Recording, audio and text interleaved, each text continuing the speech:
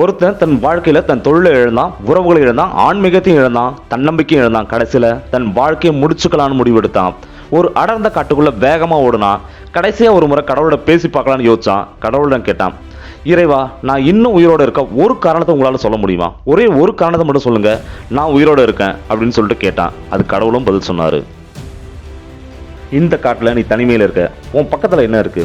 வெறும் புற்களும் நல்ல வளர்ந்த மூங்கில் மரம் மட்டும்தானே இருக்கு அப்படின்னு சொல்லிட்டு கேட்டாரு. ஆமா, என்னை சுத்தி வெறும் புற்களும் சரி மூங்கில் மரம் மட்டும்தான் இருக்கு அப்படின்னு சொல்லிட்டு அவனும் பதில் சொன்னான். ஆனா இதனால எனக்கு என்ன பயன் அப்படின்னு சொல்லிட்டு அந்த மனுஷன் கேட்டான். நான் சொல்றதை மட்டும் நல்லா கேட்டுக்கோ அப்படின்னு சொல்லிட்டு கடவுள் பேச தொடங்கினாரு. நான் இந்த பூமியை படைச்சப்போ வெறும் வறண்ட நிலமா தான் இருந்தது. இந்த வறண்ட நிலத்துல ஒரே நேரத்துல நான் புல் விதைகளையும் மூங்கில் விதைகளையும் விதைச்சேன். ஒரு வருஷத்துல புல் விதைகள் நல்லா முளைச்சு இந்த பூமியெல்லாம் பரவி இந்த வறண்ட பூமியே நல்ல பசுமையா மாத்துச்சு. ஆனா இந்த மூங்கில் விதைகள் முளைக்கவே இல்லை. அது முளைப்பதற்கான எந்த ஒரு அறிகுறியுமே இல்லை. இரண்டாவது வருடமும் பார்த்தேன், புற்கள் இன்னும் வளர்ந்து நல்லா புதர் செடிகளா நல்லா பெருசா இருந்துச்சு. ஆனா மூங்கில் விதைகள் அப்படியே தான் இருந்தது. மூன்றாம் வருடம், நான்காம் வருடமும் இதே நிலைமை தான். ஆனா ஐந்தாவது வருடம் நான் பார்க்குறப்போ மூங்கில் விதைகள் முளைவிட்டு இருந்தது. அதே நேரம் இந்த புல் செடிகளோட ஒப்பிடுறப்போ அது ஒரு சின்ன செடியாக தான் இருந்தது. ஆனா 6வது வருஷம் 7வது வருஷம் பார்க்குறப்போ இந்த மூங்கில் மரங்கள் 40 அடிக்கு மேலே வளர்ந்து புற்களை விட பல மடங்கு உயரமாக வளர்ந்து இருந்தது. 5 வருஷமா இந்த மூங்கில் விதைகள் சரியா முளைக்காம வளராம ஏன் காத்துட்டு இருந்துச்சுன்னு தெரியுமா? அது எந்த ஒரு காலநிலையும் சகிச்சு வாழ்றதுக்கான ஆற்றலை 5 வருஷமா கத்துக்குச்சு. மிக உயரமா வளரணுமா தன்னுடைய வேர்களை பலப்படுத்தி கொடுத்து தன்னை போதுமான அளவுக்கு பலப்படுத்திக்கிறதுக்கு அப்புறம் தான் இந்த செடி முளைச்சு நல்ல மரமா வளர ஆரம்பிச்சிது.